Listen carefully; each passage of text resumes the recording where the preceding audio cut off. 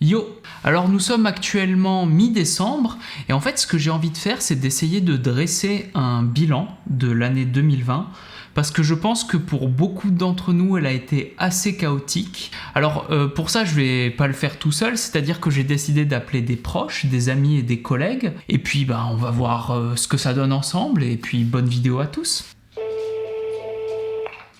Oui, Yo! ça va toujours. Ouais, ça va et toi? Ouais. Ouais, écoute, ça va tranquillement. Du coup, dis-moi, toi, comment ça a été ton année 2020, si tu devais me la résumer?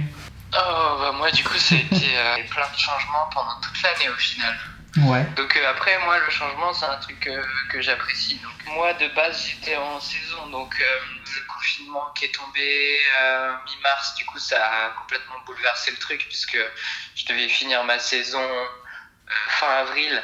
Sauf que du coup, j'ai absolument rien pu faire d'un point de vue live et concert. Hey yo, Hey, ça va? ça va et toi? Ouais, je t'appelle avec un peu de retard. Comme moi, t'es réal, t'as ta boîte en plus, c'est l'année où plein de projets sont tombés à l'eau. Comment ça s'est passé pour toi? On a monté l'agence juin 2019. On a passé 6 mois relativement normaux pour une boîte en création. Et après, on a connu que la crise, en fait, d'un point de vue société. C'est-à-dire que moi, je n'ai aucune idée de ce qu'on a, de ce que donne une société quand elle n'est pas en crise, en fait. Allô? Allô, Sam? Ouais. Toi, si tu devais me résumer ton année 2020, tu en dirais quoi? Moi, je me suis retrouvée finalement dans une nouvelle ville, une nouvelle maison, toute seule. Thierry, lui, il est parti en plus à ce moment-là en formation. Du coup, il est complètement seul finalement. Donc, c'est vrai que ça a été difficile. Allô? Coucou maman, ça va? Ça va. 2020, année étrange, complètement inhabituelle. Grosse remise en question. J'ai eu le temps de réfléchir à beaucoup de choses. Parce qu'avec le chômage partiel, le confinement à la maison, le télétravail. T'as passé quand même pas mal de temps confiné seul. Comment tu l'as vécu ça? Le premier confinement, c'était tellement rapide et brutal. Et le fait de vivre seul et d'être confiné seul, je n'ai pas trop mal vécu parce que j'ai la chance d'avoir une maison et un jardin. C'était le printemps. J'ai dû rentrer plus tôt. En plus, moi, j'ai vu aussi ce que ça donnait pour d'autres communautés, d'autres pays. Et il y avait clairement quasiment tous les salariés italiens, donc une bonne 20 à 30 personnes qui étaient devant le bureau dans un brouhaha énorme pour se dire mais comment on va faire pour rentrer chez nous, les frontières ferment demain à midi. Il faut qu'on soit rentré chez nous, tu vois. Ils étaient tous dans la galère. Le premier confinement, on avait déjà beaucoup de post-prod à faire, donc ça allait, tu vois. Mais c'est vrai qu'on a commencé à ressentir à partir de mai-juin, dans le sens où on avait des projets qui ont été d'abord décalés, et c'est des projets qui ont fini par être annulés, en fait. Je te comprends bien parce que toi, alors que tu lançais ta boîte en juin 2019, moi j'arrivais à Paris, et puis 2019 s'est très bien passé pour moi à Paris. Et puis 2020, ça a été la dégringolade, quoi. La complexité avec 2020, c'est que du coup, tous les budgets de com ont été un peu gelés. Moi, en plus, pour m'occuper, j'ai pas eu d'invitation ici. Donc finalement, moi, pas d'emploi.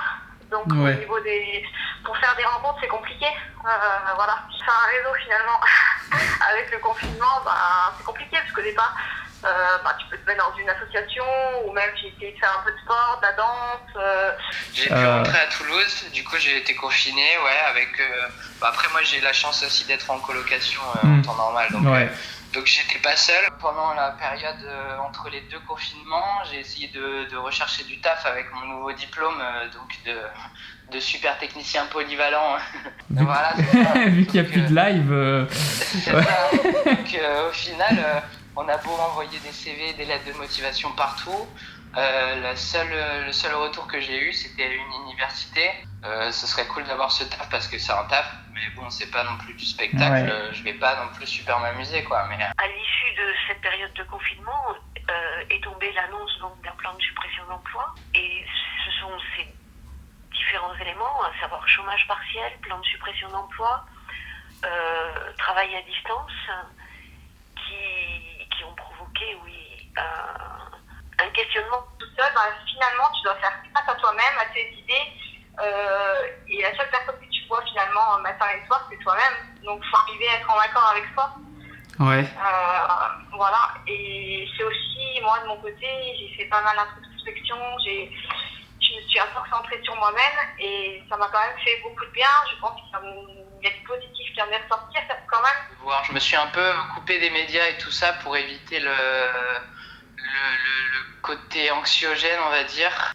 Et dans un sens, je trouve ça positif parce que c'est une sorte de libération par rapport à des préjugés, des préconçus. Enfin voilà quoi, au final les pensées font ce qu'on est. Donc, Et le meilleur truc que j'avais, on va dire le truc le plus cohérent qu'il y avait à faire, c'était continuer la chaîne YouTube et j'avais justement cette envie de passer un peu plus de temps à faire de la scénarisation, de la fiction, etc. Et c'est comme ça que Bob est né en fait, finalement. Mais en effet, c'est intéressant parce que donc Bob, cette IA, ça te permet finalement de converser avec quelqu'un.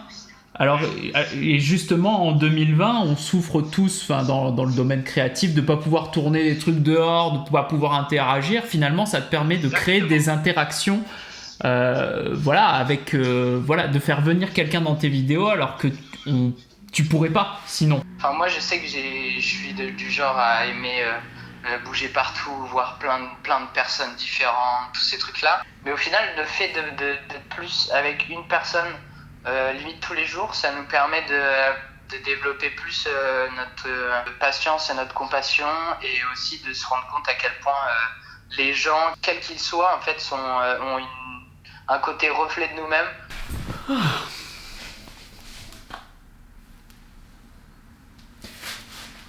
Et toi alors, cette année 2020 ? On l'a que depuis cet été, mais elle était super contente parce que ses 2 maîtres étaient en quasi-permanence à la maison. Et du coup, c'est quand même cool en tant que chien de pouvoir profiter de ces 2 maîtres quand ils sont là. Et oui, pour un chien, 2020, c'est quand même pas mal. Bon, t'as vu moins de copains aussi. Mais qu'est-ce que tu lèches ? Et du coup, est-ce que tu arrives à te projeter en 2021 ? Et qu'est-ce que tu espères aussi pour 2021 ? Oui, je me projette en 2021 parce que effectivement, j'ai pris la décision de faire un choix de changement de vie, de quitter mon emploi actuel pour passer à un autre projet qui est davantage en phase avec ce que j'ai envie de faire des années qui viennent. Et donc 2021, dans le prolongement de 2020, ça va être la mise en œuvre, l'aboutissement des réflexions que j'ai eues en 2020.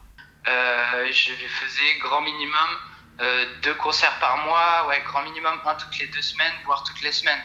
Donc là, de me retrouver sans concert, sans spectacle, donc là j'ai pris juste que ça réouvre parce que du coup ça fait plus d'1 an que j'ai pas fait un seul concert, un seul spectacle. Et ça fait vraiment très bizarre et ça me manque énormément parce que au final c'est ma vie, c'est mon métier. Là, j'ai plein de projets en tête justement que je suis en train de mettre en place, des formations que je suis en train de passer, des choses que je veux faire. L'année qui arrive, ça va être finalement une année de fou pour moi. Trop bien. Je pense que ça va être un renouveau. Tu vois, c'était peut-être une année totalement sombre pour beaucoup de personnes. C'est vraiment important parce que tu vois, ça nous est tombé du jour au lendemain. Je pense qu'on se souvient tous de janvier 2020, à se souhaiter une bonne année, etc. Qui aurait pu imaginer ce qui se passera ensuite? Ouais, carrément. Et voilà, et bon, ça se profile peut-être d'une meilleure manière pour l'instant, mais en fait, on n'en fait rien. Donc, je pense qu'il faut justement arriver à s'adapter, vivre au jour le jour, profiter de l'instant présent un maximum. On a travaillé sur des pistes, des trucs comme ça, etc. Et en fait, on a eu des news qui sont quand même pas négligeables, qui nous promettent déjà pas mal de projets en fait pour le début de l'année prochaine. Ah, c'est cool ça. Super. Donc professionnellement, en fait, on a quand même bon espoir. Moi, je t'avoue qu'effectivement, là, je suis dans une période où je reprends un peu espoir dans mon métier, dans ma prospection, dans mon futur, entre guillemets, parce que et ça faisait un moment que ça n'était pas arrivé. Je m'attends à un prochain confinement. Pour moi, c'est une évidence étant donné la stratégie de lutte contre la pandémie adoptée par notre gouvernement, mais c'est qui est semblable à celle adoptée par les gouvernements des autres pays. Donc voilà, il faut faire avec. Je me suis rendu compte que les confinements ne se ressemblent pas et qu'effectivement il y a une fatigue qui s'installe, une fatigue psychologique, une fatigue mentale. Je préconise le miel, le pollen, ce qui fait que les défenses de l'organisme sont renforcées. Est-ce que 2020 c'était la pire année pour toi? Ça a été en même temps la pire année et sûrement celle qui m'a fait le plus me remettre en question. Non, j'en ai eu d'autres mauvaises. Ah ouais, d'accord. Bon, c'est bien, c'est super. Tout ce que j'espère, c'est que voilà, 2021... Ah, mais on espère tous, hein. Alors après, je comprends tout à fait que du point de vue du Times, du point de vue de la pensée économique libérale, c'est une année catastrophique, c'est évident. Ça a été l'année où j'ai eu le temps de me poser certaines questions, des questions de fond. Enfin, je souhaite au plus grand nombre, justement, de saisir les opportunités qu'apporte cette crise, quoi. Putain, c'est compliqué comme question, parce que pire année par rapport à quoi, tu vois? Ben ouais, tout à fait, par rapport à quoi? Je pense, et honnêtement, cette année, on a eu tellement de gens, de sujets façon Hugo Clément, en mode oui, mais ça, ce n'est que le début, etc. Donc je me dis, ouais. On pourra toujours faire pire.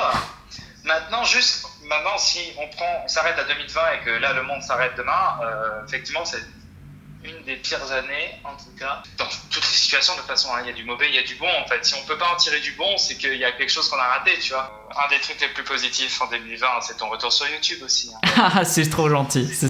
Et puis à bientôt, bonne fête à toi, puis on se tient en courant de toute manière, et l'année prochaine on fera plein de choses ensemble, et puis ça sera cool.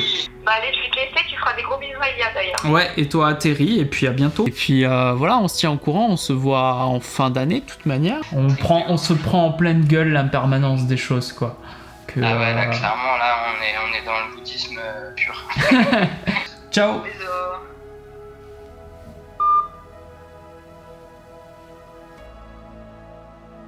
Au-delà de tout ce qui a été dit, pour moi 2020 ça a été une année étrange émotionnellement.